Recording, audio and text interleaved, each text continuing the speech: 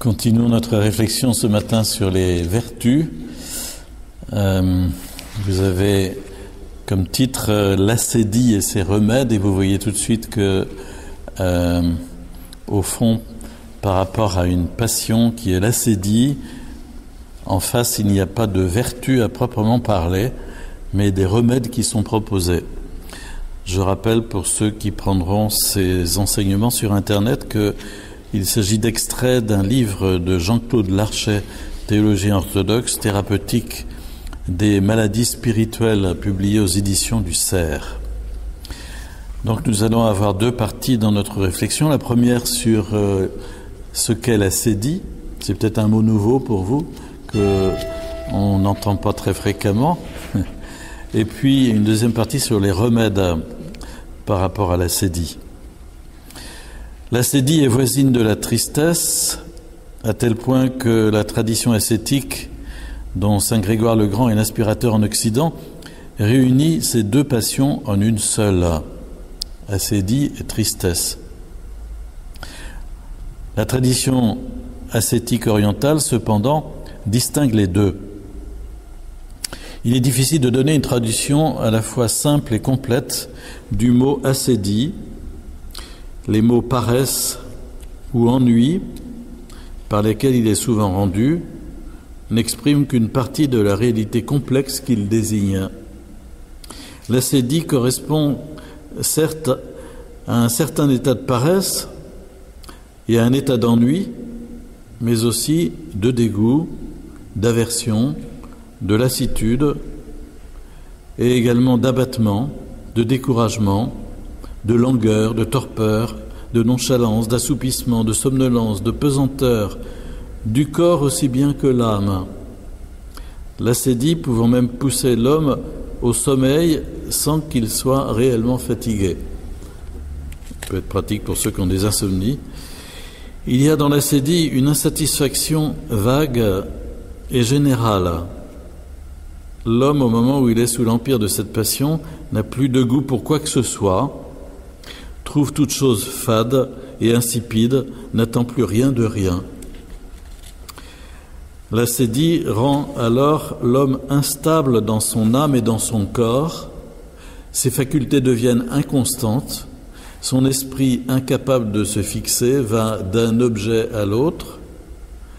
Lorsqu'il est seul surtout, il ne supporte plus de demeurer dans le lieu où il se trouve. La passion le pousse à en sortir, à se déplacer, à aller en un ou divers autres endroits. Il se met parfois à errer, à vagabonder. D'une manière générale, il recherche à tout prix des contacts avec autrui. Ces contacts ne sont pas objectivement indispensables, mais portés par la passion, il en ressent le besoin et se trouve de bons prétextes pour les justifier. Il établit et entretient ainsi des relations souvent futiles qu'il alimente par de vains discours où il manifeste généralement une vaine curiosité. Il peut arriver que l'ascédie inspire à celui qui y est sujet une aversion intense et permanente pour le lieu où il réside, lui donne des motifs pour en être mécontent, le porte à croire qu'il serait mieux ailleurs. Il est alors amené à désirer d'autres lieux où il pourra trouver plus facilement ce dont il a besoin. L'ascédie peut aussi le porter à fuir ses activités, notamment son travail, dont elle le rend insatisfait, et elle l'amène alors à rechercher d'autres, en lui faisant croire qu'elles seront plus intéressantes et le rendront plus heureux. Tous ces états qui se rattachent à l'ascédie s'accompagnent d'inquiétude, d'anxiété, qui est en outre le dégoût, un caractère fondamental de cette passion. C'est particulièrement à ceux qui s'adonnent à la vie spirituelle que le démon de l'ascédie s'attaque. Il cherche à les détourner des voies de l'esprit, à empêcher de plusieurs façons les activités qu'une telle vie implique, et particulièrement à nuire à la régularité et à la constance de la discipline ascétique qu'elle nécessite, à rompre le silence et l'immobilité qui la favorisent. Évidemment, tout ce qui est dit ici a été observé en milieu de vie solitaire, chez des moines, chez des personnes qui, d'une certaine façon, entrent volontairement dans la privation de toute satisfaction humaine, professionnelle, familiale, matérielle.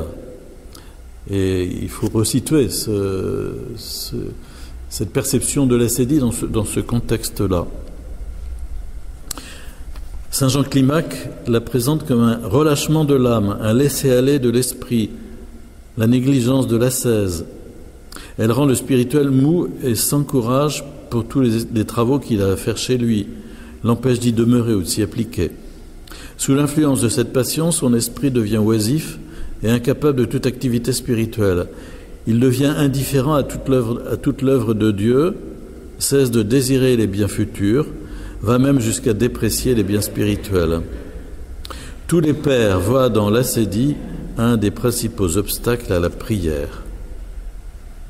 S'il est vrai que l'ascédie affecte tout spécialement ceux qui s'efforcent de se soumettre à une discipline spirituelle régulière, réduisent pour cette raison au strict nécessaire leurs activités extérieures et leurs déplacements et recherchent au maximum le silence et la solitude, celle-ci cependant ne laisse pas en paix ceux qui vivent en dehors de toute discipline ou même de toute activité spirituelle. Pour eux, c'est sous d'autres formes qu'elle s'en prend à eux. Elle prend la forme d'un sentiment souvent obscur et confus d'insatisfaction, de dégoût, d'ennui, de lassitude vis-à-vis d'eux-mêmes, de l'existence, de leur entourage, du lieu où ils résident, de leur travail ou même de n'importe quelle activité. Ils sont encore affectés d'une inquiétude sans raison, d'une anxiété généralisée ou d'une angoisse épisodique ou continuelle. Généralement, ils se trouvent pris corrélativement d'un état de torpeur, d'engourdissement psychique et physique, d'une fatigue générale et constante éprouvée sans raison particulière, d'une somnolence périodique ou permanente de l'âme et du corps. Souvent, parallèlement, et pour conjurer en quelque sorte ces états pénibles, l'ascédie les pousse à de multiples activités et déplacements non indispensables, à des fréquentations sans utilité, et à tout ce par quoi il leur semble pouvoir échapper à l'angoisse et à l'ennui, à fuir la solitude et à combler l'insatisfaction qu'ils ressentent.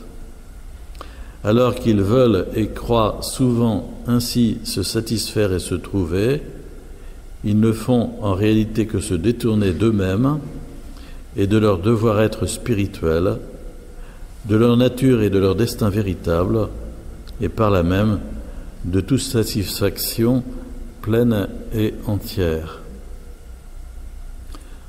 C'est tout de même intéressant de regarder ça parce que je suis à peu près persuadé que nous avons tous en tête le visage de quelqu'un que nous connaissons et qui correspond un peu à cette description, ou que nous-mêmes, on a pu traverser des périodes comme celle-là, où quelque part on perçoit de façon un peu subliminale qu'on est en train de fuir quelque chose qui peut-être nous met mal à l'aise ou nous coûte de trop, et qu'on est un peu en état de refus peut-être à travers cette fuite. Ce qui distingue essentiellement l'ascédie de la tristesse, c'est que rien de précis ne la motive, que l'esprit est troublé sans raison, comme le dit Jean Cassien, moine à Marseille. Mais qu'elle n'ait pas de motif ne signifie pas qu'elle n'ait pas de cause. Elle suppose, pour pouvoir agir, un terrain favorable. Le fait d'être attaché au plaisir et d'être sous l'emprise de la tristesse en constitue une forme dont saint Alasios souligne l'importance. La description précédente des troubles qui caractérisent l'ascédie nous permet de comprendre que les pères la considèrent comme une maladie de l'âme. Ces nombreux effets pathologiques ne font qu'en confirmer cette façon de la considérer. Le principal de ces effets est un obscurcissement généralisé de l'âme. L'ascédie rend l'esprit obscur et aveugle, et couvre de ténèbres l'âme tout entière. L'âme devient alors incapable d'appréhender les vérités essentielles. Elle est vraiment assoupie à l'égard de toute contemplation des vertus et de toute vision des sens spirituels, l'âme qui a été blessée par ce trouble, constate saint Jean Cassien. La conséquence la plus grave est que l'homme est, par cette passion, détourné et maintenu éloigné de la connaissance de Dieu. Aussi, devant l'ampleur de ses effets, les pères affirment-ils que l'ascédie est la plus pesante, la plus accablante de toutes les passions, la plus grave des 8, qu'il n'est pas de passion pire qu'elle. Saint Isaac dit qu'elle fait goûter l'enfer à l'âme. La pathologie de l'ascédie ne peut être considérée comme celle des passions précédemment étudiées, comme constituée par la perversion de l'usage d'une faculté particulière. Saint Maxime fait remarquer qu'elle les implique toutes. Toutes les autres passions affectent dans l'âme, soit la partie irascible, soit la concupiscible, soit même la partie rationnelle. L'ascédie, elle, s'en prend à toutes les facultés de l'âme.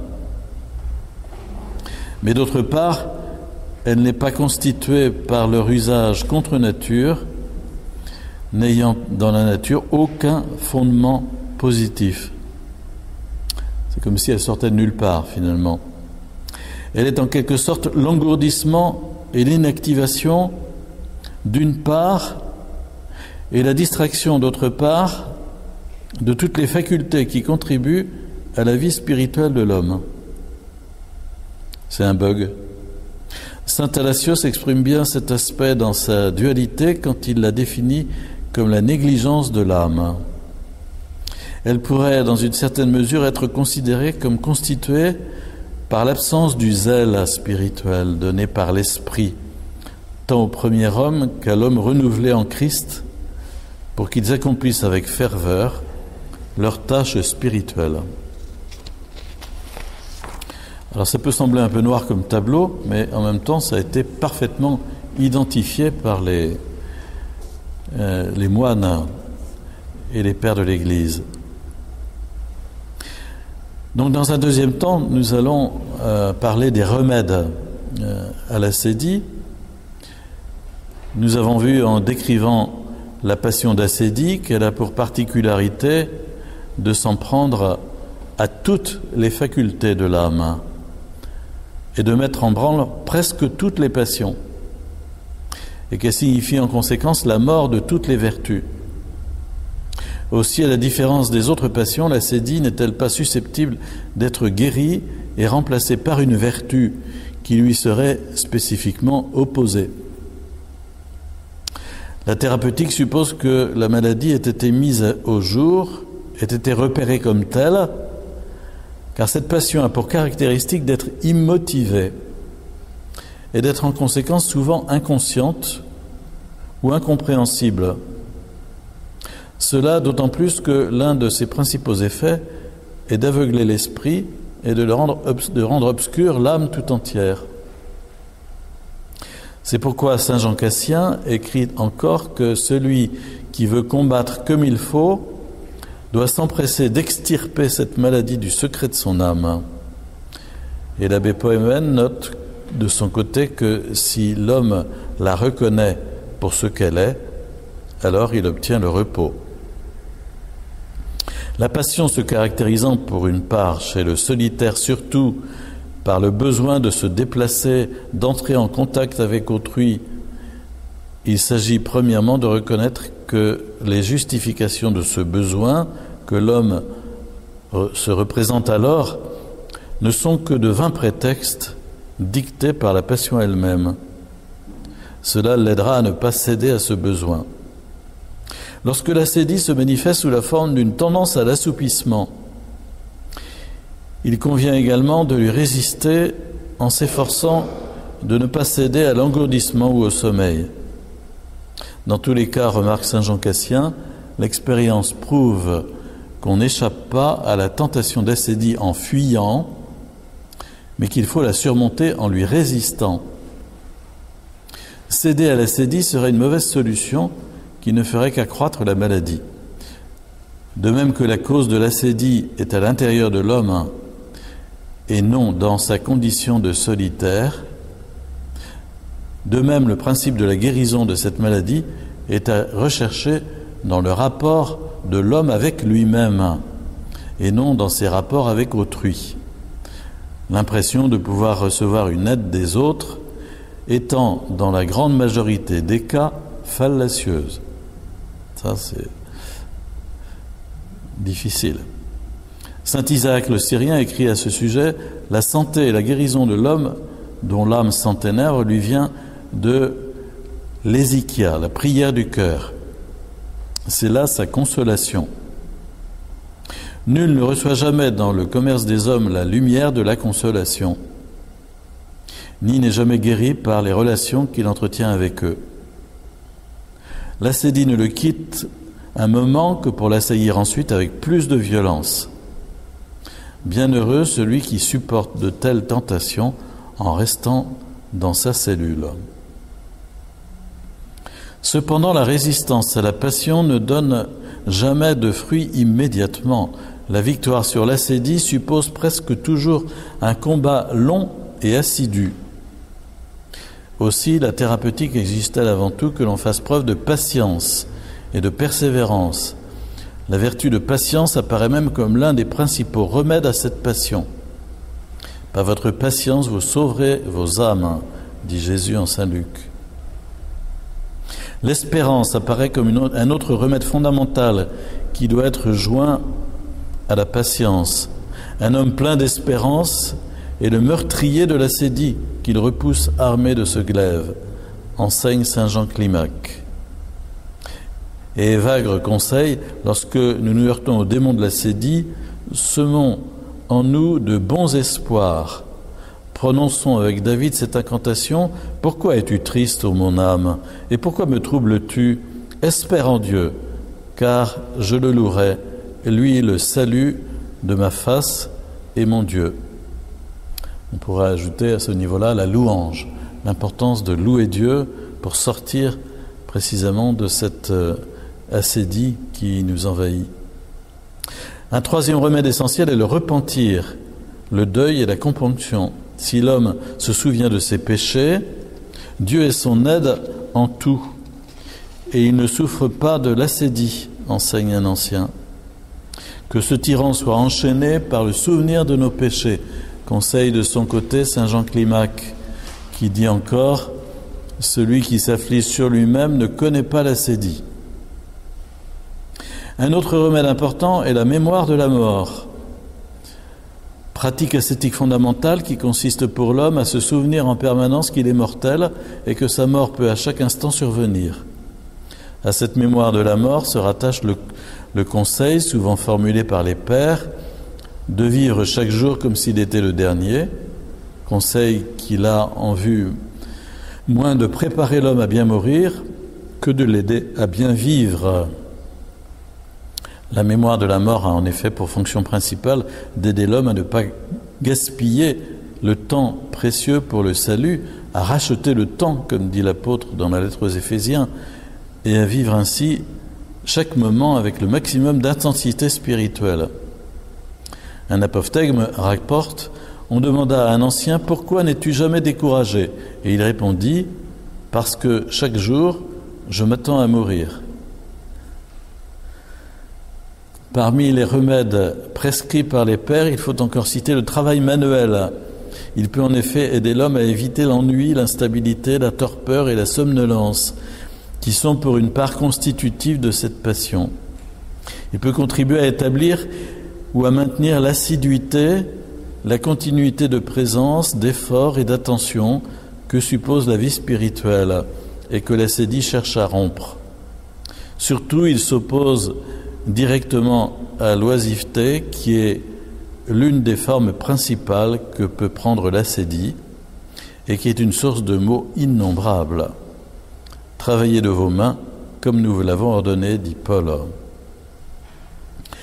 Enfin, la prière constitue le plus fondamental de tous les remèdes de l'ascédie, car l'homme ne peut être totalement délivré de cette passion que par la grâce de Dieu, et ne peut recevoir celle-ci qu'en la demandant par la prière. Sans ce dernier remède, tous les autres n'ont qu'une efficacité partielle. C'est de lui, au contraire, qu'ils tirent toute leur force. C'est pourquoi le combat contre la passion, la résistance qu'on lui oppose, la patience dont on fait preuve, l'espérance qu'on manifeste, le deuil et les larmes, les mémoires de la mort, le travail manuel doivent être accompagnés de la prière qui les fonde en Dieu et fait qu'ils ne sont plus des moyens simplement humains. Une difficulté tient cependant au fait que l'ascédie pousse l'homme à abandonner la prière et l'empêche d'y recourir. Il est alors essentiel qu'il résiste de toutes ses forces à cette tentation et garde la prière s'il ne l'a pas encore abandonnée ou la reprenne s'il l'a déjà perdue. Nous échapperons à cette impression de tiédeur et de lâcheté si nous assignons à notre esprit des limites bien étroites et portons nos regards sur le seul souvenir de Dieu. Ainsi seulement, en effet, l'esprit reviendra rapidement à sa ferveur et pourra se soustraire à cette dissipation déraisonnable. La victoire sur l'ascédie laisse à l'homme un certain répit dans le combat spirituel, parce que l'ascédie contient d'une certaine façon en elle toutes les passions. Aucune passion n'apparaît immédiatement après qu'elle ait été détruite. Ce démon n'est suivi immédiatement d'aucun autre. Un état paisible lui succède dans l'âme après la lutte, note Evagre. Outre ce repos, l'effet principal de la victoire sur cette passion est une joie ineffable qui remplit l'âme.